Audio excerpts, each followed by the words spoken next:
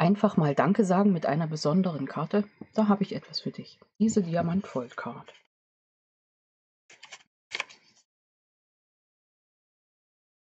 Heute zeige ich dir eine Schritt-für-Schritt-Anleitung dazu.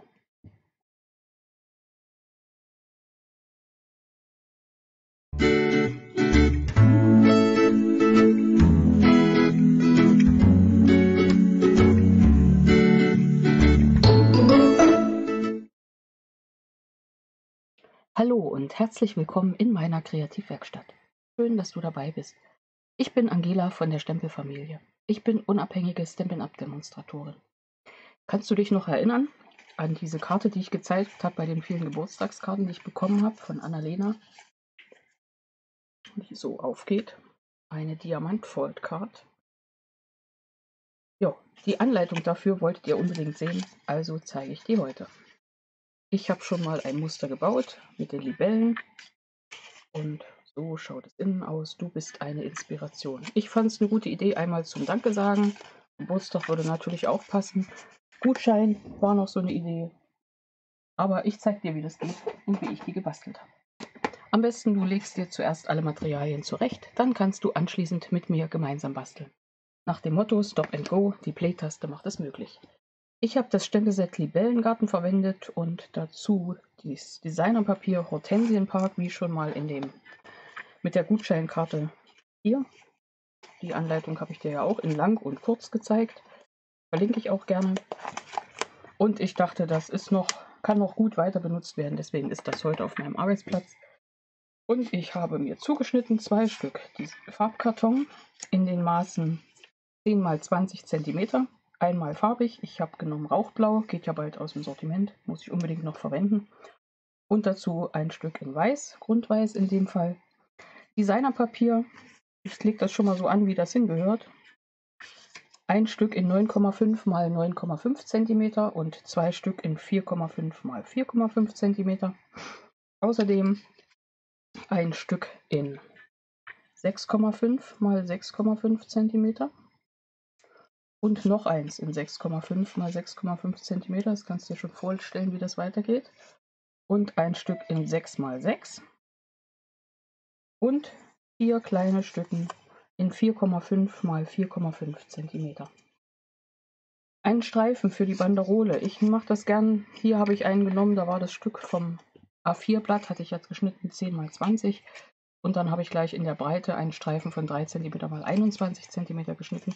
Das geht, aber der ist extrem knapp. Deswegen mache ich das eigentlich lieber, dass ich einen Streifen habe in 3 cm Breite und in der Länge ist der noch wie das A4-Blatt lang. Den kürze ich mir dann, wie ich ihn brauche. Ich habe schon vorbereitet eine Libelle.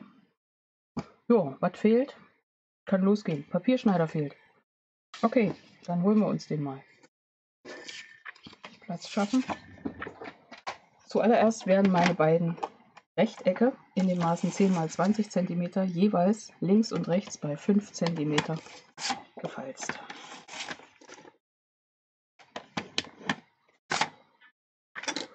Und der farbige auch. 5 cm.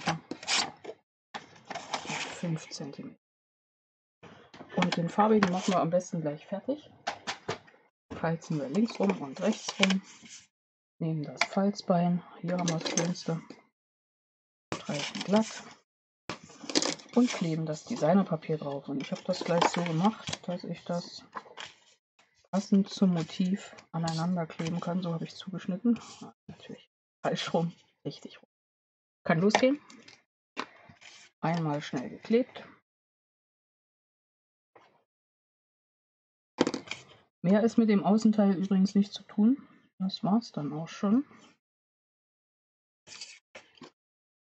Das Innenteil in Weiß. Da muss man ein bisschen fleißiger dran arbeiten. Aber auch das keine Zauberei. Ganz schnell fertig. Wir lieben es ja schnell, einfach, bestmögliche Ergebnisse. Mein Kleber will schon wieder nicht. Richtig rum in die Mitte setzen und sogenannte Gatefold, Falttürchen, ist schon mal fertig, legen wir beiseite. Jetzt zum Innenstück.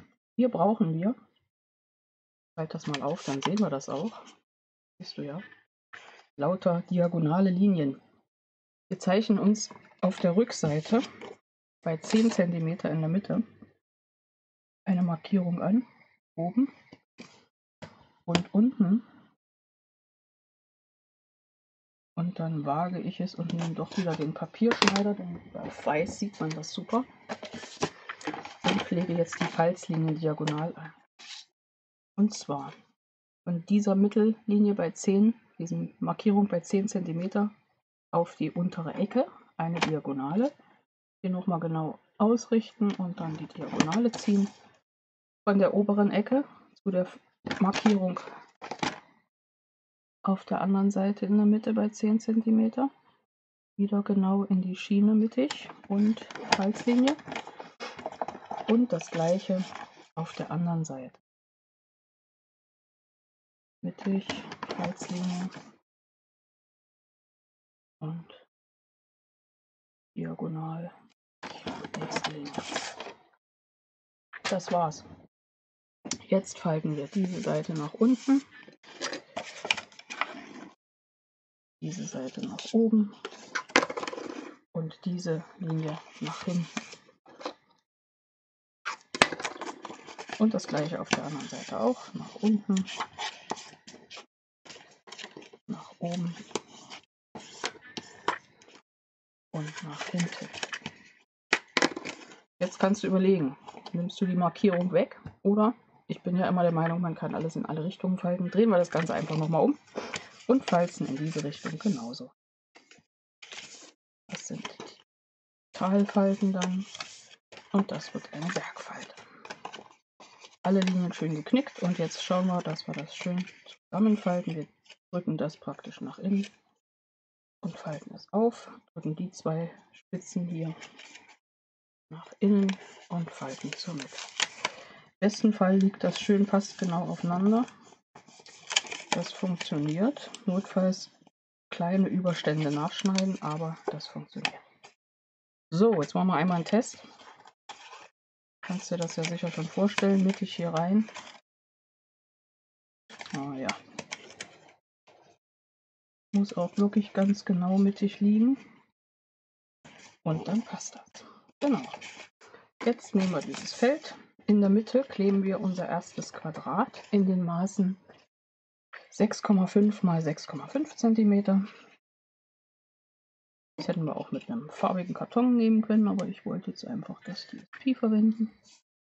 Das Designerpapier. Hier kommt dann das Weiße drauf. Könnte man auch eine Faltkarte draufkleben, also eine Karte zuschneiden, 6 x 12 cm und bei 6 cm falzen. Da wäre nochmal so ein extra Effekt, dass man dann noch was aufklappen kann. Dann nehmen wir diese Felder und hier nehmen wir entweder den Papierschneider oder legen uns einfach mit der Schere mal schnell das Ganze diagonal geschnitten und kleben die links und rechts auf diese. Ich bin ja da immer so ein Sparfuchs. Setze die mal beide aufeinander, ziehe sie wieder ab und klebe sie dann hier locker rein. Nur einmal auf dreieckige Ecken Klebstoff auftragen, muss dann nur beim Kleben flink sein. Nummer 1 klebt und jetzt haben wir die Diagonalen. Und was will ich? Ich will das gar nicht so bunt haben.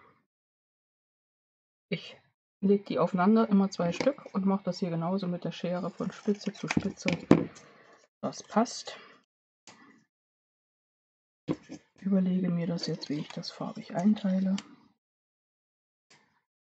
So, passt das ganz gut. Muss ich doch noch mal einen kleinen Mühe nachschneiden. Notfalls den Papierschneider nehmen, dann wird es natürlich ganz exakt. Und hier mache ich das genauso. Ich lege die aufeinander und schneide mal schnell von Spitze zu Spitze. Und schon passt das. Ja, ich glaube, das ist bunt genug. Und dann werden hier die Dreiecke aufgeklebt. Kannst du ja sicher schon vorstellen, wie die ganze Sache zu Ende geht. Aber wir machen Nummer 1, 2, das gleiche Ich nochmal schön andrücken schon. Fallen schon wieder alle Sachen aus der Hand. Lass dich davon nicht irritieren. Das wird auch wieder besser. Nummer 1 und Nummer 2. Das könntest du natürlich ganz anders vom Muster verteilen, aber für mich passt das. Hier genauso.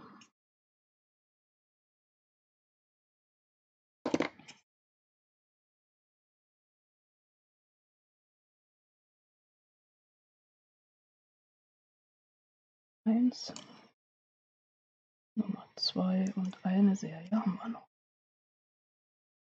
So, das ist immer schön mit der Mattung, also dass man das Weiße ringsum gleich sieht, aufkleben.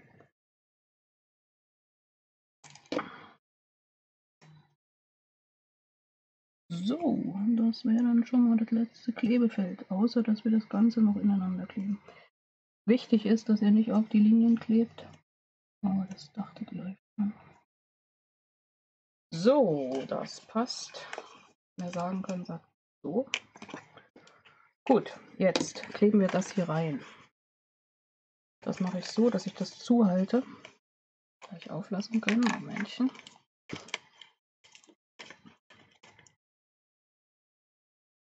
Linke Seite, rechte Seite. Gut einstreichen. Jetzt mit Spannung da reingeklebt. Reihen. So, nicht in den Klebstoff fassen. Da war es wieder. Mittig einlegen. Schauen, dass das hier an der Kante passt. Linke Seite, rechte Seite drauf. Hol mal mein Läppchen.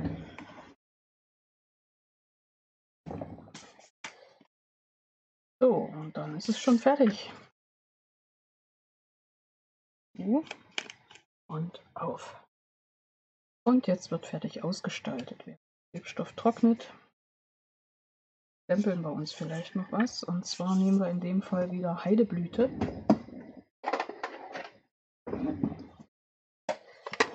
Und stempeln. Du bist eine Inspiration. Das hat sich ganz gut bewährt. Suchen wir nur noch. Aber wir können das auch. Ach, wir stempeln das. Ja, das passt schon. Das stempel ich hier rein in die Mitte. Schräg, also diagonal hinlegen auf die Spitze. Du bist eine Inspiration. Und dann nehme ich noch mein Memento und stempel noch ein paar der fliegenden Libellen. Da muss man schauen, dass sie nicht falsch rumfliegen. So rum können sie fliegen. Und hier unten genauso. Wenn das zu lastig ist in der Mitte, hier ist übrigens das Feld für eine Klappkarte innen. Ja, könnte natürlich hier drüben auch noch welche hinten. Da bleibt es frei, habe ich beschlossen. Das passt so. Ja, ich erkläre das nochmal mit der Klappkarte. Könnte ich ja hier genauso reinkleben. Und dann ist praktisch hier was zu sehen und dann kann man nochmal aufklappen und da steht vielleicht noch eine extra Botschaft drin oder ein Gutschein. Jo, das kleben wir innen rein.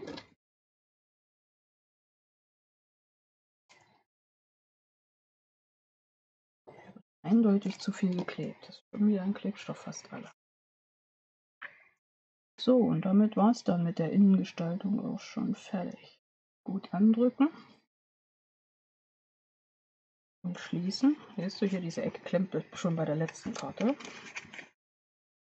Aber jetzt passt es. So, und jetzt kommt die Banderole. Ich nehme mal den längeren Streifen. Wie gesagt, der war 21,5. Quatsch, 21 mal 3 cm. War sehr knapp. Also deswegen musste ich mit der Libelle dann außen versäubern.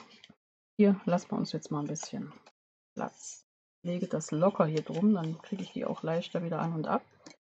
Und schneide jetzt einfach auf die Länge so, dass ich das gleich mit meinem Lieblingsklebstoff, nämlich dem doppelseitigen Ablereißklebeband, aufeinander fixieren kann. Ich klebe ein Stück hier auf dieses Ende und das andere hier innen auf das andere Ende.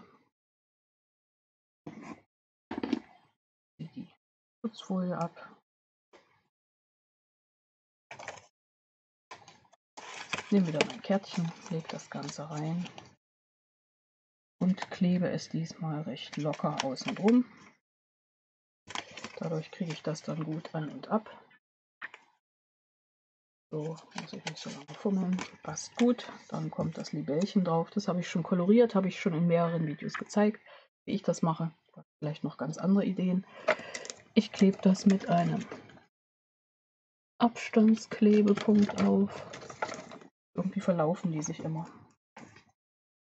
Setze ich hier hinten in die Mitte. Dann kann ich die Flügel noch ein bisschen hochbiegen. Bevor ich das klebe, setze ich noch einen Text auf. Den setze ich hier vorne wieder mit Heideblüte. Und zwar, dass wir sagen Danke. Suche ich mir nochmal, da ist das Stempelblock.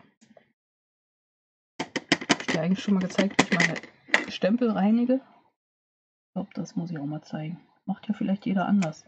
Ich kann da gerne meine Tipps weitergeben. Und dann will ich natürlich auch deine Tipps wissen. So, wenn wir das jetzt so hier draufsetzen und vorne geklebt haben, müssen wir natürlich die Klebelinie mit den Flügeln verdecken. Und das haben wir auch geschafft. Jo, fertig. So schnell geht die Diamant Fold Card. Das ist die Nummer 1, mein Muster. Und dieses haben wir gerade zusammengebastelt. Jo, das war's auch schon. Ich hoffe, dir hat mein Video gefallen. Dann gib mir einen Daumen hoch. Abonniere meinen Kanal und klicke auf die Glocke neben dem Abo-Button. Das ist wichtig. Dann wirst du informiert, wenn es weiter Videos von mir gibt. Dann verpasst du keine meiner weiteren Anleitungen. Alle Maße findest du auf meinem Blog www.stempelfamilie.blogspot.de. Ich wünsche dir kreative Zeiten. Bis zum nächsten Mal. Ich freue mich drauf. Deine Angela von der Stempelfamilie.